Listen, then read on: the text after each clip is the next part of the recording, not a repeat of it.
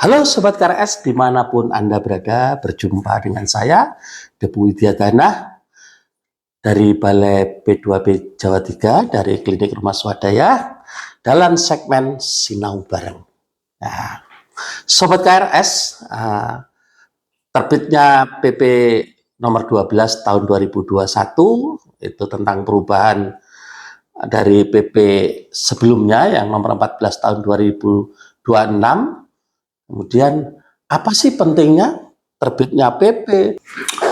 Sobat KRS, untuk mencapai tujuan negara yang menjamin warga negaranya untuk hidup sejahtera, lahir dan batin, bertempat tinggal, dan mendapatkan lingkungan hidup yang baik dan sehat, sebagaimana tercantum di dalam Pasal 28 huruf H Undang-Undang Dasar Negara Republik Indonesia 1945 dan Undang-Undang Nomor 1 Tahun 2011 tentang perumahan dan kawasan pemukiman, perlu diatur untuk pelaksanaannya dalam peraturan pemerintah yang sebelumnya diatur dalam PP 14 2016 dan sudah diperbarui di PP 12 tahun 2021. Kemudian apa pentingnya perbaruan ada PP ini selain daripada pelaksanaan atau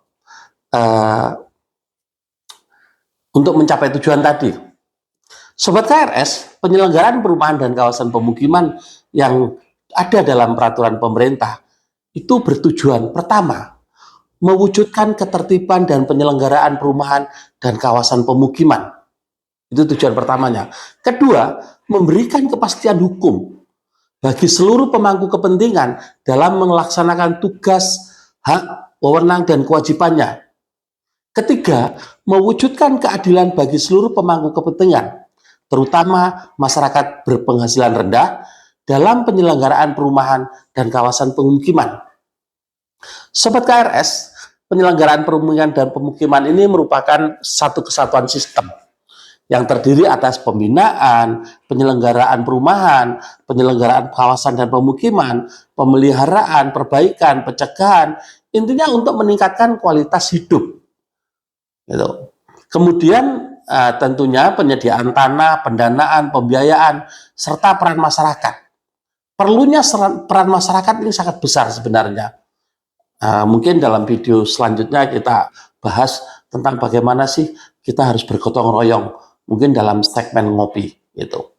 Salah satu yang khusus yang diatur di dalam PP ini adalah keberpihakan pemerintah kepada masyarakat berpenghasilan rendah.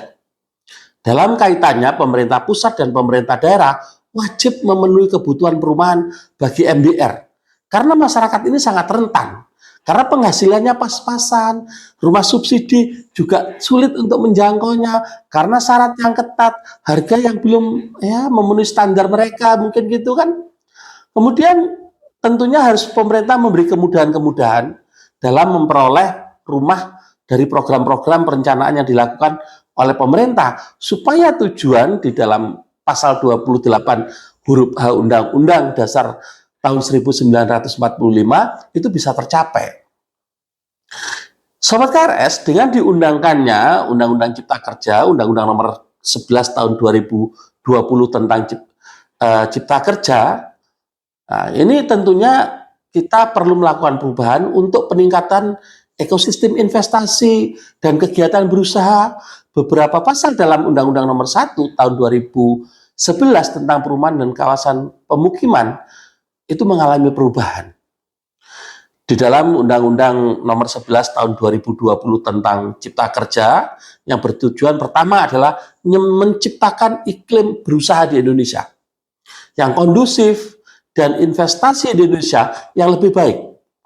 Kedua, meningkatkan daya saing Indonesia. Ketiga, mengurangi permasalahan overregulasi. Keempat, memberikan kepastian hukum. Nah, dengan Undang-Undang Nomor 1 ini diharapkan mampu menyerap tenaga kerja Indonesia seluas-luasnya di tengah persaingan yang semakin kompetitif dan tuntutan ekonomi global. Kemudian di dalam Undang-Undang Cipta Kerja ini mengamanatkan perlunya dilakukan perubahan terhadap beberapa ketentuan undang-undang termasuk Undang-Undang Nomor 1 tahun 2011 tentang perumahan kawasan pemukiman. Kemudian diaturlah dalam PP. Amanat pasal 50 Undang-Undang nomor 11 tahun 2020 memberikan implikasi hukum berupa lahirnya perubahan peraturan pemerintah nomor 14 tahun 2016. Itu yang membuat atau latar belakangi adanya PP 12 tahun 2021. Peraturan pemerintah sebagai pelaksana Undang-Undang nomor 11 tahun 2020 tentang Cipta Kerja tersebut mengatur substansi baru terkait perumahan dan kawasan permukiman.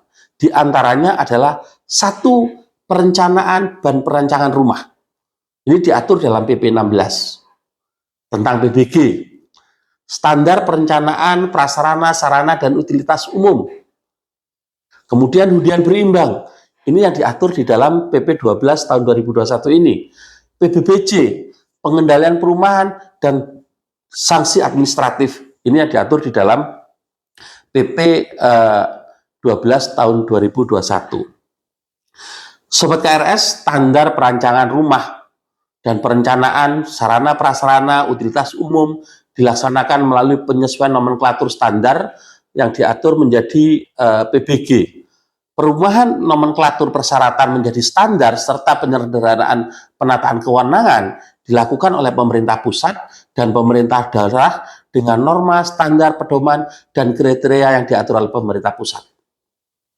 Dalam rangka pemenuhan penyediaan perumahan bagi MBR, diatur bahwa badan hukum yang melakukan pembangunan perumahan wajib melakukan pembangunan perumahan atau hunian berimbang sebagai langkah strategis dari pemerintah dan alternatif memenuhi kewajiban hunian berimbang bagi pelaku pembangunan, yakni dengan adanya konversi ke dalam bentuk rumah susun umum yang dibangun dalam satu hamparan yang sama atau bentuk dana pembangunan rumah umum.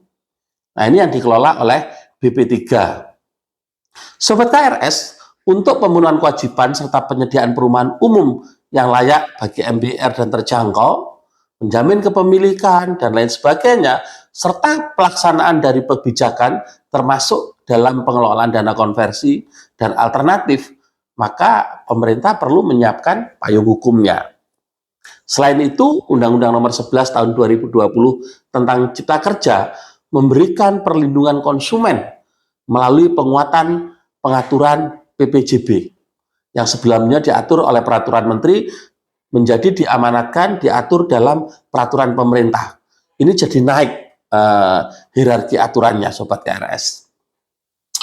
Begitu Sobat KRS, pengaturan-pengaturan yang ada di Undang-Undang nomor 11 tentang Cipta Kerja dipertegas dengan memberikan kewenangan untuk mengatur dan menetapkan norma, standar, pedoman kepada pemerintah pusat.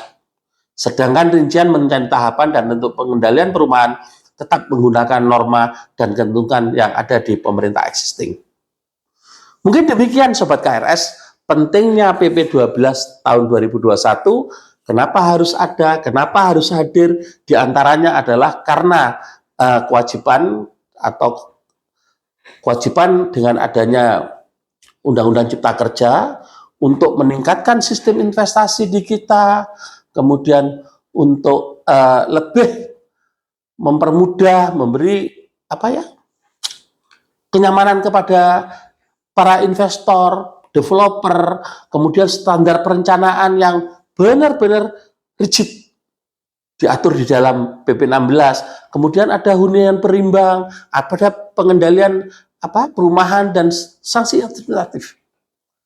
Ini diperlukan untuk meningkatkan dan pada akhirnya mendapatkan rumah yang layak bagi warga MBR. Demikian Sobat KRS, tetap semangat dan salam inklusi.